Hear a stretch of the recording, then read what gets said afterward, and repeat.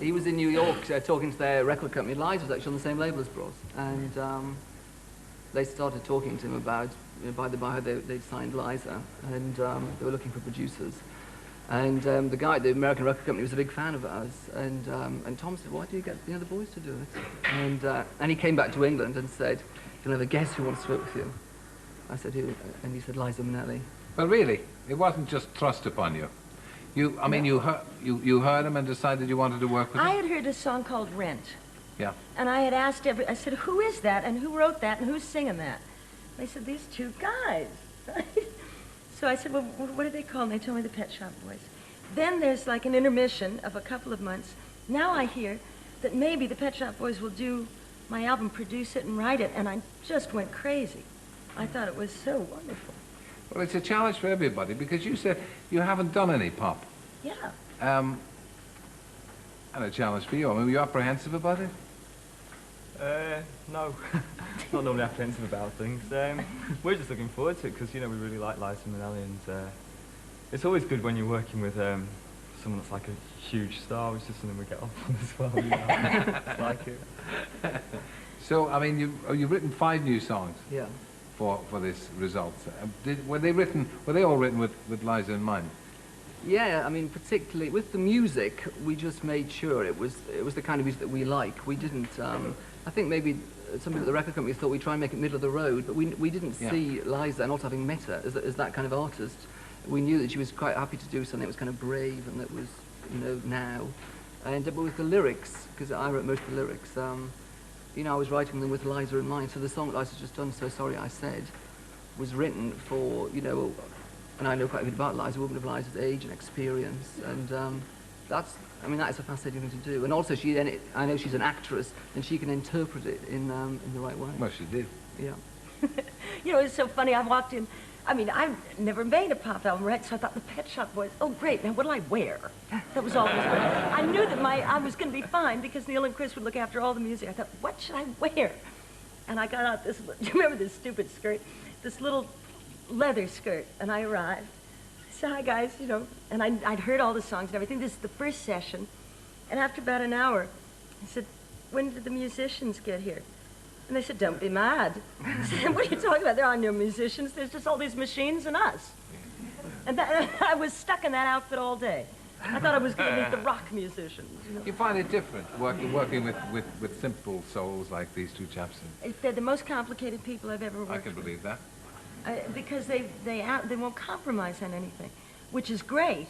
Because that's the way I like to work. It can't all have been sweetness and light, though. There must have been a bit of fighting.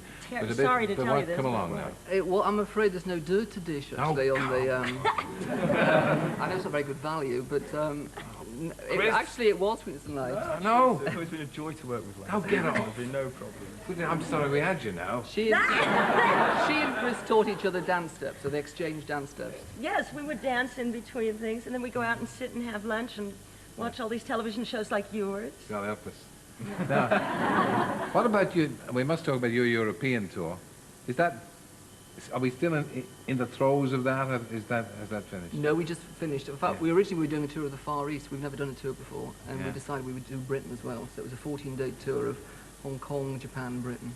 A theatrical extravaganza. Yeah, we've never done a tour before because we're a bit disenchanted with the normal rock concert format, and we've always wanted to do something that was a real production that kept your interest all the way through.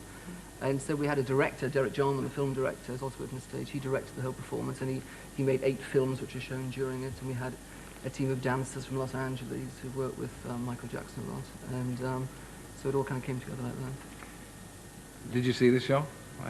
No, I missed it by, 4 days or something like that. I didn't get a ticket for that one either. We keep sending them to you, Terry. I mean, you like pop music, though. I mean, despite I've always liked it. Have you? I've always liked it. I grew up with one kind of music, but I've always listened to a different kind of music.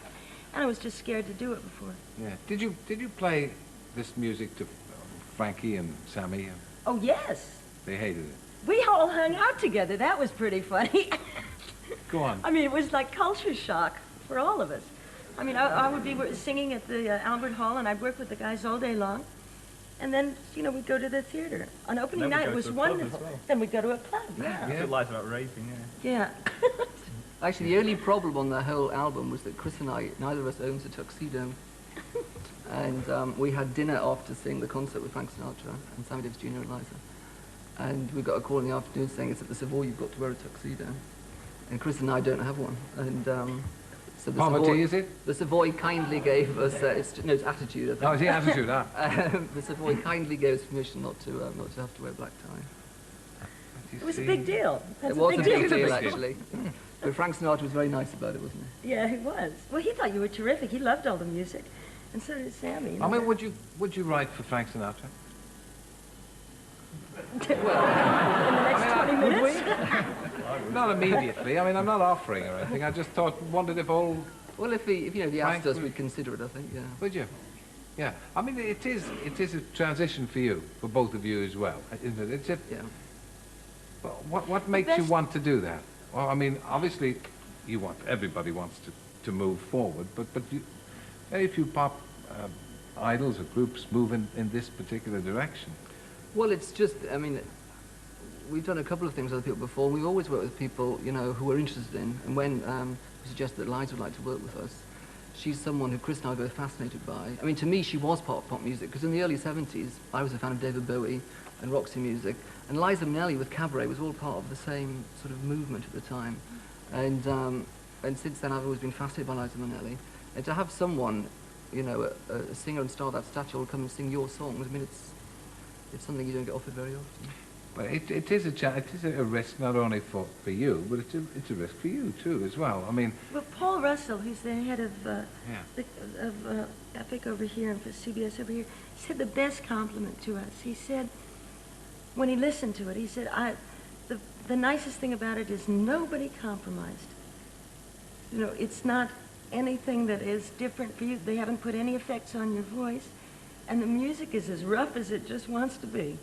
So you don't think there'll be any problems about credibility in inverted commas? Actually, we think Liza Minnelli is very credible anyway. Yeah, so do I. Has your voice changed, Liza, do you think? Well, it's changed with what they did to it. I mean, they made me sing way down here and then way up high. I didn't know I had a lot of the range until Neil just said, well, just do it. Just do it. But he directed me well. At one point I was in the studio and I was worried about sounding like a rock singer, so I said, time, or something. Do you remember this? And I heard Neil say, what are you doing? And I said, why? What am I doing, Neil? He said, why are you saying time? Just say time. I said, oh. He said, sing it like you're singing an Aznavour song. And I understood exactly what he meant then. Just go for the words and don't try and be like anybody else. So you're bossy to be around, are you? Oh, he's wonderful. I'm famous for being bossy. Ah. Ask Chris. I would, but I don't want to because I want the three of you to actually sing for us. So you're going to do a new single from the album. Yes, it's not written by us, this song, actually, it's by Stephen Sondheim. And I first heard this in the show Follies, and it's a great song called Losing My Mind. Okay, will you do it for us? Thank you. Okay. All three, please. Thank you.